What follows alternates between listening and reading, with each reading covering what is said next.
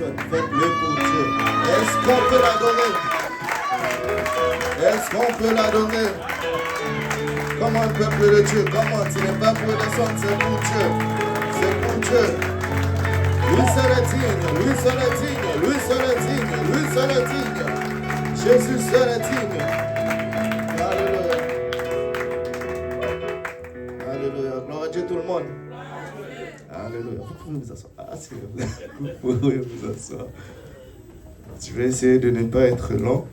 Premièrement, je donne mon pasteur, amen, le pasteur Luc. Maintenant, beaucoup d'influence dans ma vie, non seulement dans ma vie, mais dans nos vies à tous, amen. Comme il l'a dit, un ami proche. Mais moi, je l'appelle mon mentor, le pasteur Dario, amen. Et sans oublier non plus le pasteur Snyder, mon cousin.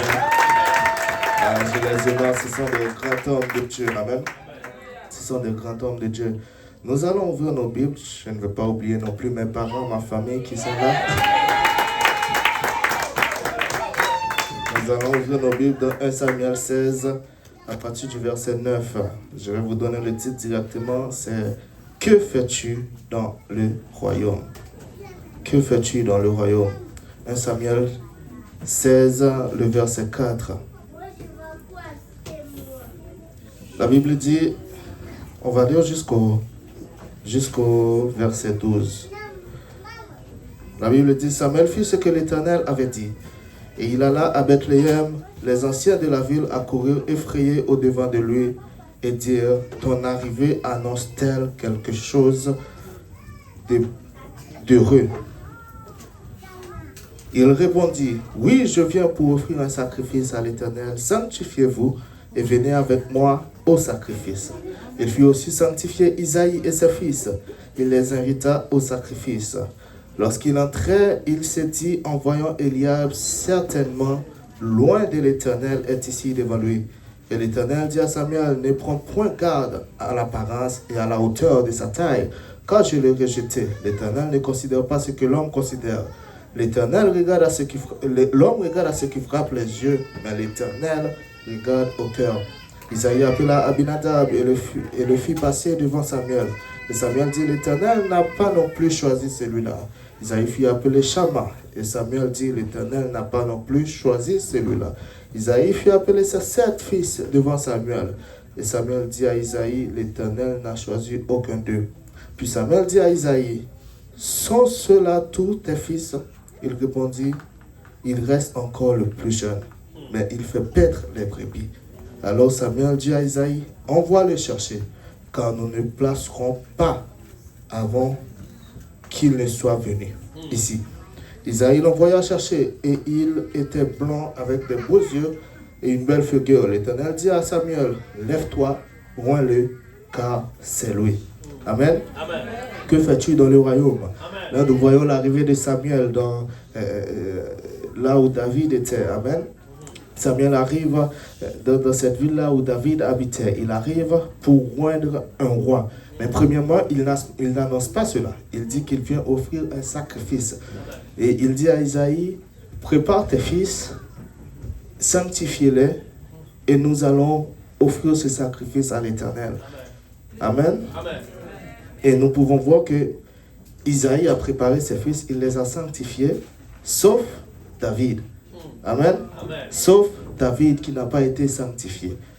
Amen. Quand Samuel est arrivé, la Bible dit qu'Isaïe a sanctifié ses fils. Mais David n'était pas parmi eux. Parce que directement après, ça a commencé à défiler. Eliab est venu. Samuel a dit non. Et c'est seulement David qui n'a pas été présenté devant Samuel. Que faisaient les frères de David? Ils étaient à la maison. Amen. Nous savons quand on regarde la description d'Eliab, il était fort, il était musclé. Amen. Et après, dans le chapitre 17, nous allons voir qu'il était dans l'armée. L'homme parfait pour être roi. L'homme parfait pour être roi. Mais l'Éternel a dit non, je ne regarde pas à l'apparence. Amen. Il regarde au cœur. Et le terme cœur ici, moi je le prends dans le sens, il regarde à l'esprit. Amen. Pourquoi? Parce que Dieu ne cherche pas l'apparence. Tu peux paraître fort. Tu peux même paraître loin. Mais tu ne l'es pas. Amen. Regardez, dans 2 Rois 2, 9, quand Élisée a demandé la double portion, il n'a pas demandé la double portion de l'onction. Ça, c'est quelque chose que je veux clarifier. Il n'a pas demandé la double portion de l'onction, mais il a demandé la double portion de l'esprit. Amen. La double portion de l'esprit. L'esprit de qui? L'esprit d'Élie, pas l'esprit de Dieu. L'onction, c'est l'esprit de Dieu qui l'amène. Ce n'est pas l'esprit d'Élie qui a amené l'onction, mais il a demandé la double portion de l'esprit d'Élie. Amen. Pourquoi? Il a demandé la double portion du caractère d'Élie. Dieu cherche ton caractère. Dieu cherche ta position. Dieu cherche comment tu te mets. La différence entre David et ses frères, c'est que David n'était pas à la maison en train de se prélasser et à être paresseux. David était prêt à aller. Amen.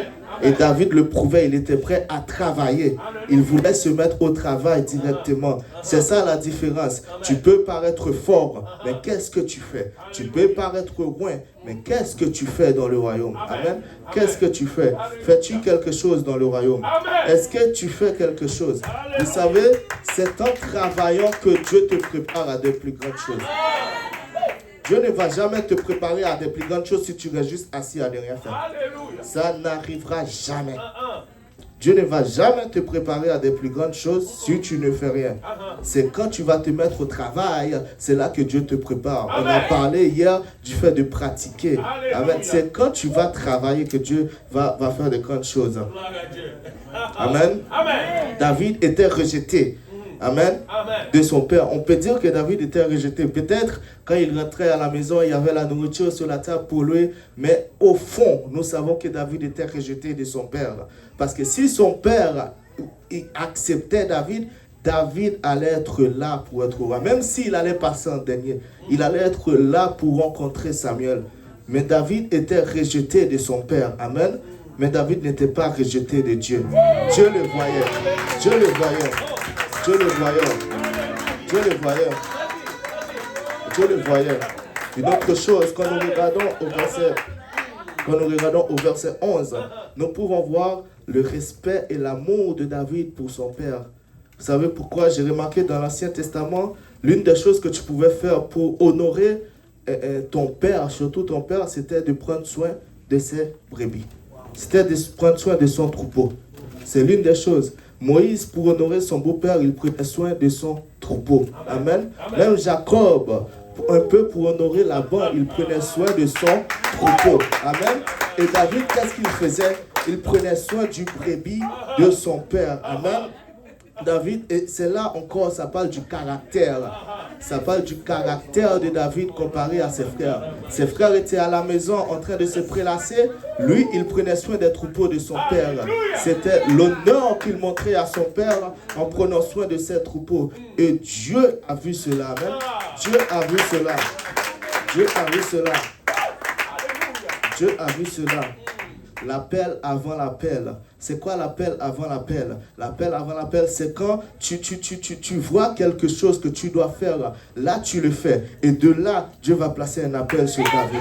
De là, Dieu va placer quelque chose sur David. De là, Dieu va commencer à te préparer. Vous savez, quand on regarde David, c'est en prenant soin des brebis que David a appris à combattre. On a parlé qu'il exerce même au combat hier soir. C'est en prenant soin des brebis que David a appris à combattre. Il a appris à combattre avec le lion, avec l'ours, pour pouvoir affronter Goliath. Et non seulement Goliath, pour pouvoir affronter des ennemis. Le lion et l'ours représentaient des ennemis très spirituels. Les Philistins étaient des ennemis au-delà du spirituel même. Ils étaient spirituels. Amen. Spirituellement, ils représentaient ces animaux-là. Et David devrait affronter ces hommes-là. Amen. Donc, il a appris à combattre avec des bêtes féroces pour pouvoir combattre avec des hommes féroces. Amen. Amen. Dieu l'a préparé alors qu'il était au travail. Dieu l'a préparé alors qu'il se disait, les brebis de mon père ne vont pas être occupées par des mercenaires, ni par des esclaves, ça va être occupé par moi. Amen. C'est moi qui va prendre soin des brebis de mon père. Qu'est-ce que tu fais dans le royaume? Qu'est-ce que tu fais? Et en permettant à Dieu de te préparer, qu'est-ce que tu fais? Amen. Qu'est-ce que tu fais? L'onction vient alors que tu travailles. L'onction vient alors que tu travailles. Si Dieu permet que tu vois quelque chose qui manque à l'église, c'est parce que Dieu veut que tu le fasses. Dieu veut que tu le fasses. Et si Dieu veut que tu le fasses, Dieu va commencer à te préparer. Il va commencer à t'apprendre quelque chose de là pour ton ministère. Amen. De là pour ton appel. Amen. Donc ne reste pas sans rien faire dans le royaume. Fais quelque chose. Fais quelque chose. Un autre homme, une histoire similaire, Moïse était au travail quand Dieu l'a appelé. Amen. Nous pouvons voir Moïse faisait paître les troupeaux de son beau-père. Amen. Quand Dieu l'a appelé, Dieu lui a apparu sous forme d'un buisson ardent et Dieu l'appelle. Encore, nous voyons l'appel avant l'appel. Parce que Dieu lui a apparu sous forme d'un buisson ardent, mais Dieu ne lui a pas dit qu'est-ce qu'il allait faire pour le peuple d'Israël là. Et c'est là que la curiosité de Moïse est venue. Moïse s'est dit, je vais me détourner pour voir qu'est-ce qui se passe. Encore une fois, je vais le répéter, il faut que tu sois curieux dans les choses de Dieu. Amen. Il faut que tu sois curieux dans la parole de Dieu.